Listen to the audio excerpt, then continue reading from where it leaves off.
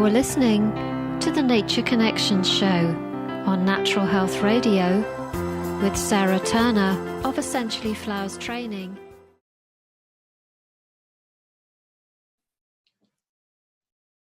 Welcome everybody to this week's show of the Nature Connections Show. My name is Sara Estelle Turner. You're very welcome to my new series of shows as part of my Nature Connections shows with healers who have taken their gifts, taken their courage, and are now sharing what they do and supporting themselves through their healing businesses. My work is with the Nature Kingdom and with the cycles of life, and I run a successful flower essence diploma in flower essences and vibrational medicine. And as more and more healers now are taking their work into the world, I saw a big call to also support us all in knowing that it's absolutely okay and safe to be visible as our magical selves. And so this is my wish as I share and meet different people with you and have a chat to them. So this week I'm speaking to Idina Hathaway. So welcome, Idina.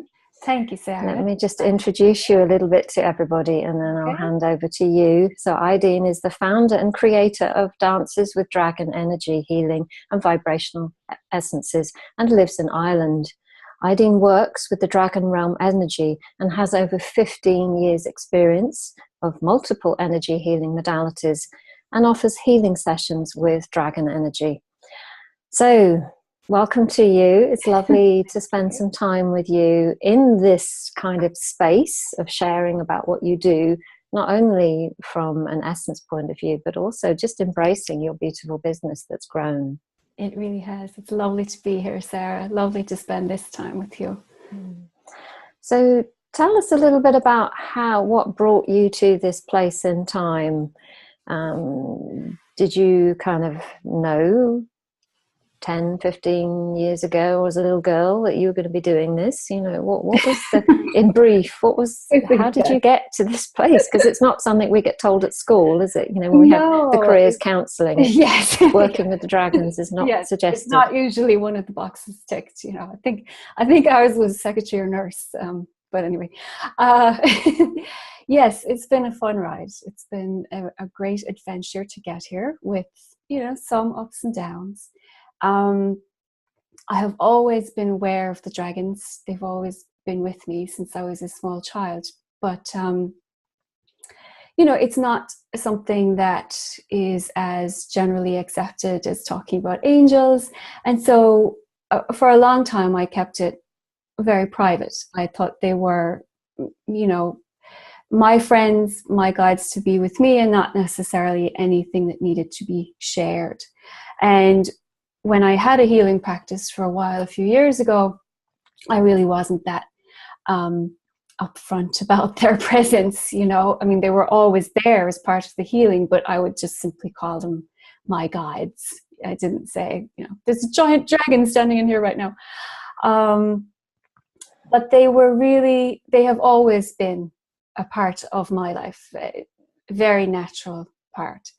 And I feel they have been enormous support in my journey and in encouraging me to do the flower essence diploma, which, along with working with Nalini, a chalice of wisdom, was really a turning point for me a few years ago.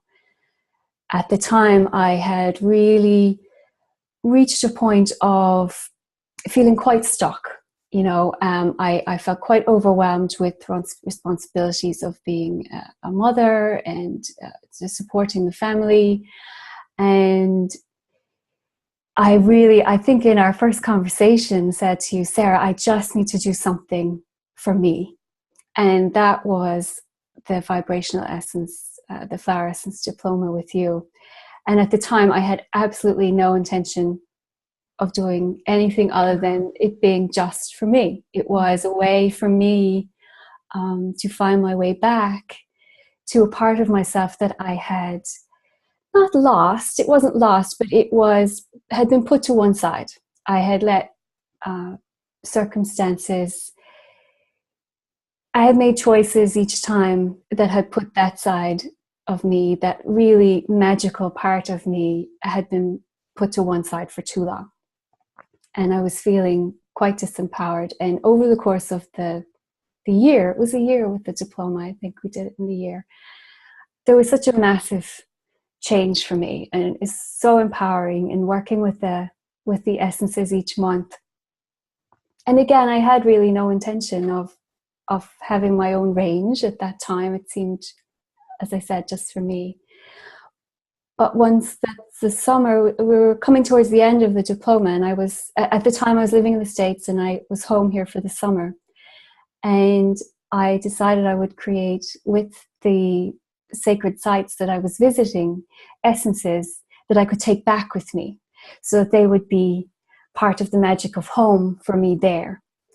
And those 7 essences actually went on to become the very first essences for Dances with Dragons, because they became the sacred sites essences, because I shared them with friends. And as gradually I was getting nudged into, you need to, this is you now. You need to step into this as a business, which was a bit scary, but those first 7 essences became the Dances with Dragons vibrational essences, the very first collection, and went on to make quite a few more. And with that, stepping into the business, Dances with Dragons as a business, the healing energies also started to want to be shown as well. So I am now also offering healing sessions with the dragon energy, with the dragon realm. And it has been amazing. This past year has just been incredible, Yeah. So it's something that I often hear, that when people say that come via the diploma. And also, I spoke to Shelley Sishton just last week, and Shelley's actually a colleague of mine. She trained as a practitioner before myself, and she again had said, well, I'm not going to make flower essences, and it's, when I hear that now, I kind of think, oh, let's see. So isn't it interesting? But it is also a wonderful indication of how you just listened and allowed yourself to be carried. I think that is, for me, the most important aspect, or the most, important isn't the word, the most crucial aspect is to listen and to follow the guidance, to just say yes and take the actions, take the leap, because every time I've taken a leap, it has been supported every single time. And I think it's something, especially as women, not to generalize, but especially as women, we do tend to put others first. We've been sort of trained that way, or conditioned that way. Think of your family, think of, and sometimes that is not, in fact, often that is not something that is beneficial to us as beings. Because if we're suppressing ourselves in some way, suppressing our magic or hiding it away, not letting it be visible, it's not comfortable, and it's not fun. It's really not fun. I have had so much more fun in the last 2 years than I did in all the years when I was trying so hard to be responsible and take care of everything. And the beautiful thing is, I am being supported right now. I am still taking care of my family. I'm contributing financially. All of those things are happening, and they are supported by some beautiful force other than me trying to hold the fabric of the universe together. Yeah. So I think people listening are going to understand that one as well. Something that often we feel that we come in knowing that sometimes if we let go, then everything else will fall apart, and it's up to us to hold it together, when actually we often find it's the opposite. Yes, but it takes courage. It absolutely takes courage. So tell us a little bit about the dragon energy. So maybe people listening have no idea what dragon energy is, or maybe people do, but tell us a little bit about them and why so many people are connecting with the dragons right now. Absolutely. I think a lot of people who come to work with me, the first thing I say to them is just please come with an open mind. And I use the word mind quite deliberately because a lot of people's perceptions about dragons come from fiction or The Lord of the Rings or Game of Thrones, you know, and to me, that's very entertaining. I mean, I'm not a fan of Game of Thrones, but I do love The Lord of the Rings. And, you know, I can totally enjoy that as fiction. But the dragon energy to me is quite different to those, the way that they are described. And I do think it's very interesting how dragons have appeared in all societies and all cultures. There's a mention of dragons, just like there is with angels. You know, angels appear across all of the major religions. And to me, the dragon energy is very similar in frequency to the angel energy. It's very clean, it's very clear, and it is very focused on bringing through a very pristine frequency.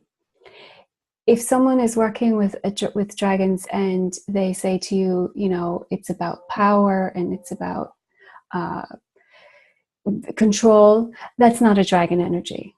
You know, that is some human filter on something, which is not a dragon. So it's a dragon energy is very powerful. They don't mess about. They don't tolerate waffling very well, which is part of the reason why I get moved along quite swiftly when I make a decision. And they are really here right now. And the reason that so many people are being drawn to them is they are here to support us. They are here to help us ground in our bodies, in our physical bodies, the energy of this new cycle, this energy, this magical energy that has come in the last couple of years. This new cycle is here, and the dragons have reappeared. I mean, they've always been here. They move between dimensions, but they are here now to really help us ground this in our physical bodies. For a long time, we've kept the physical as less than or separate from our other bodies, and they're not. They're all one. And there's no point being incredibly magical in your etheric body and in your physical body blocking it all out. If you want a magical, joyful, abundant life, you must bring it through your physical body. That has to happen because that's how we manifest in the physical. And that is what I have been seeing more and more lately, is that the dragons are here to support that energy, to support bringing the magic into the physical. And that is, I feel, why as more and more people are sort of gradually becoming aware of that, they are opening to that possibility, which is very exciting. Which is lovely to hear and talk about in this particular time together, because that's really what my wish is, that these conversations are supporting people bring things through into the physical, because so many of us as healers, we know how to heal the earth. We know what to do. Well, we know how the earth can be changed, how it can be shifted. There's a tipping point. Mm-hmm. And we know we have the keys to do that. Yes. But it's all here. It's not. Yes. It has to come through. It has to come through. And it will come through. Yeah. And there are many ways to do that. You know, some people will not be drawn to dragon energy. They will find, and I do believe everyone will find their support, you know, the support that they look for, they will find. But certainly anyone who comes to work with me with the dragons, that is a large part of what we end up doing, even if they come saying they're intending to do something else, because it's just so much what we're going through right now with everyone, the whole world.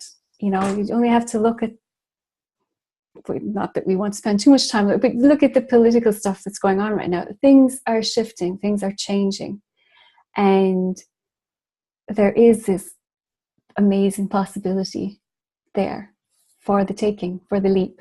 Yeah, yeah. I mean, a lot of what we hear now, the root chakra of all that is gone, isn't it? So there's a new energy coming in Yeah, now, yeah, into the earth or through the earth, being yeah. poured into the earth, coming up from the earth, that is building these new foundations, which are maybe not always visible yet, but they're there. Right. But they're there. They're definitely there. And one of the things that I find kind of intriguing is when people picture dragons, they often picture them in flight, or they're breathing flame, and yes, those are, the flight of freedom, the fire transformation, those are very important aspects of the dragon energy. But there's also that dragon heart, that great love, and the grounding aspects of dragons. Even in legend, they're very much associated with the earth, and with guarding the treasure. So I feel like if you read between the lines of those old stories, and not the slaying the dragon aspect, but the connection with the earth, the boundary, the sacredness of the magic that they are helping to support, that is what is there right now. It's a very loving energy, it's very clean, very loving, and very connected with manifesting this new magic, or old magic, but in a new way. Yeah. Yeah. So you also create flower essences, and as Yes. you said, sacred site essences. So what's the difference between the frequencies? Well, to me, they're all somewhat connected with dragons, in that the sacred sites all have a dragon nearby where they were created. The flower essences are all created again near here, in very pristine environments, and working with the elementals of this area here in Ireland, which is very magical, has very strong fairy energy as well, which I know you would enjoy. And that, because I connect so easily with the dragons, I have also always connected very easily with the elemental energy. So I do have the flower essences, and then I also was guided to create with the elementals, a separate one that works with different elementals, stone elementals and lake elementals. And what was interesting was the day that I first sat down with the first one, I said, okay, so we'll call, what do you want to call this? What do you want to be called? And they said, no names. Just call it the elementals, like the stone elementals, the forest elementals, rather than pixie, gnome, brownie. Because again, there's so much old stuff around those labels, around the names. So that has been kind of fun, and a slightly new thing for people to adjust to as well. But it's lovely because people do then come to it without the preconception of this is what a fairy is, or a gnome, or something like that. And where you live, in the particular part of Ireland that you live in, my understanding is that there is easy access. Yes. Tell us a little bit about that. What do you mean by that when we hear people say, oh, there's a dragon portal or a fairy portal? What does that mean exactly? It's an energetic space. It's an energetic space that is available. And it's available if you're looking for it, and if you're respectful about it. The place where I have gone to create the essences can also be, it's a perfectly lovely, popular place for people to go on a Sunday afternoon for a walk with their kids and feed the ducks. And that, to me, also holds magic, if people can get out in nature and do that. And then if I walk there, I see maybe something different to what they see. I see the ducks, and I see the lake sprites dancing around behind the ducks, or trying to steal the bread, and that, to me, is magical too. They're the portals are there if you're looking for them and you're willing to respect that I mean, just like you wouldn't march into someone's house without knocking on the door and waiting to be invited. That is how I would approach any energetic space. I would always ask, may I enter? And sometimes it's no. Sometimes it's not appropriate. They don't want to have a human body trotting around at that particular time. And then that's respected, you know.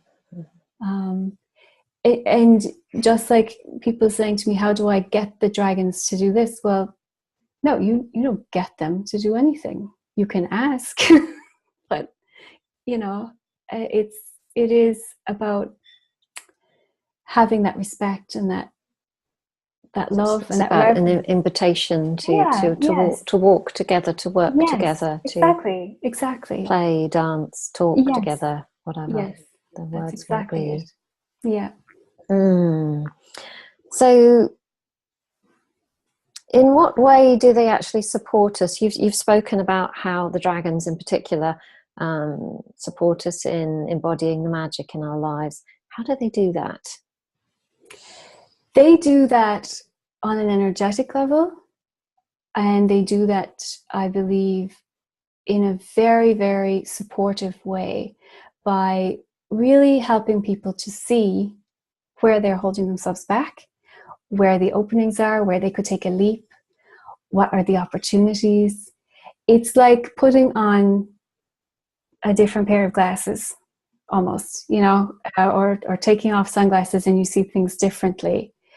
It is about seeing differently and noticing those openings. The more you work with dragons, the more of a shove you're going to get through the openings. But that will be supported. You know, saying yes will be supported. And to me, that is a beautiful gift. But it's not about just sort of sitting there and saying, I'm going to work with the dragons and I shall see great manifestation in my life. You have to do the stuff, you know, it's a physical life, it's a physical world. So you have to actually do things, but it's doing those things in a flow, in a guided way. And, you know, anytime I'm feeling a bit stuck, I don't know about you, but anytime I'm feeling like I'm too much in my mind, like I have this to get done, I have this to get done, I have this to get done, I know that's the time that I need to get out for a walk, or go, you know, walk in the trees, go walk by the lake, or even just go outside in the garden and sit down on the grass in the garden and connect again with the green world, with nature, because that is another huge support right now. I mean, the dragons work with the green world, but we are surrounded by that. You know, I was at this park the other day near where my parents live, and it's a lovely park, but it's in the middle of quite a big housing estates. There's housing estates all around. It's not like this mystical, magical place. It's a beautiful park, really nicely kept. And as I was walking, I saw this rowan tree, which for me is so magical. It's so much about the embodiment of magic on this planet. And there it was, just growing in a park, there for anyone who's walking past. They just had to see it, you know. And I said it to a friend. She said, yes, I saw one near a supermarket the other day, you know.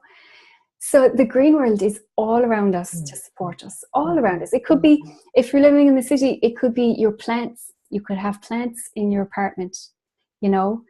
You don't have to be out in the middle of this beautiful serene meadow or whatever. You can be living in New York and have some beautiful plants in your apartment, and that will support you too, you know. So kind of what I'm hearing you saying, and tell me if I'm kind of going down the right lines here, but the green world essences, so your flower essences, and the essences that you've co-created with the nature kingdom, the plants and the trees, are kind of connect us back to our feelings. Certainly that's my way, what I see nature does. Yes. When I go into my head, what I actually need to do is acknowledge how I feel.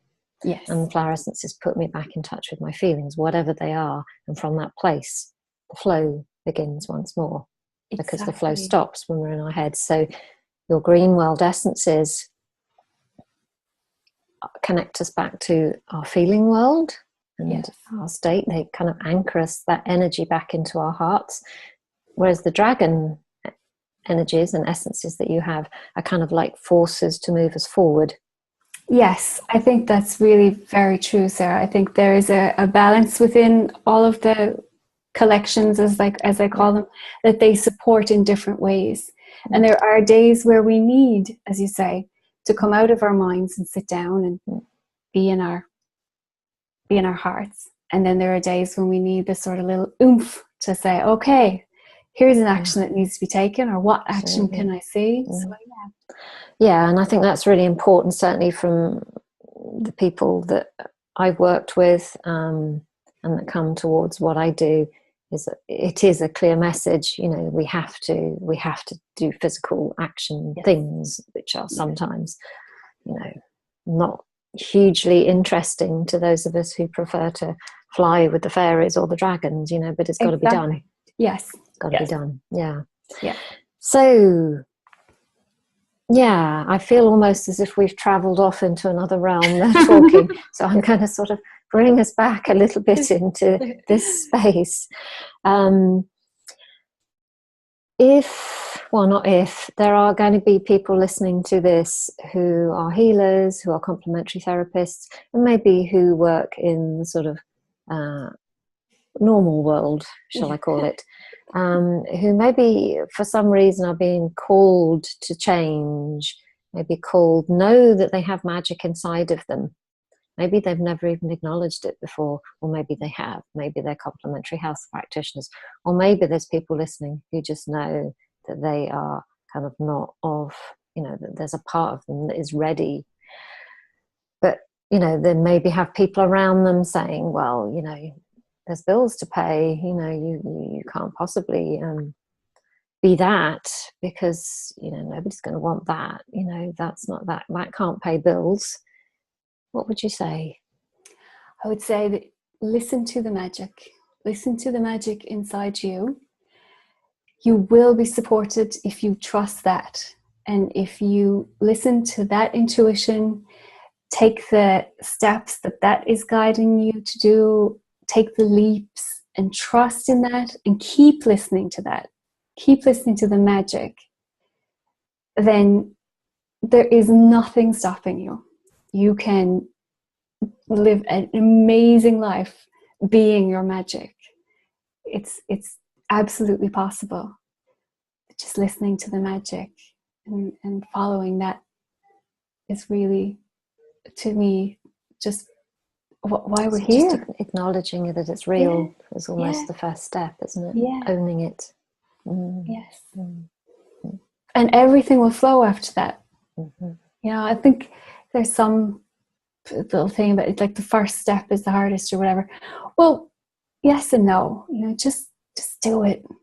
And then the next step. And the next step will appear. It'll appear, you know. Yeah, it does. Absolutely. Yeah. Yeah. Thank you, Idine, for that. So thank you for sharing your journey and for sharing your passion and the beautiful energy that comes from what you do. So if people would like to know more about what you do, how can they do that?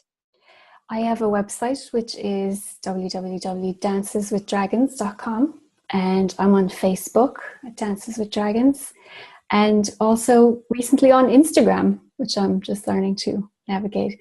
But you can send me an email, you can have a look at the website, see all the different ways that the dragons are coming through. Okay, thank you very, very, very much, and may the dragons and the green world continue to support you in sharing all your magic with the world. Thank you so much, Sarah. It's been lovely. Thanks. Thank you very much, Idine. Okay, take care. Blessings to you. Bye-bye. Bye-bye.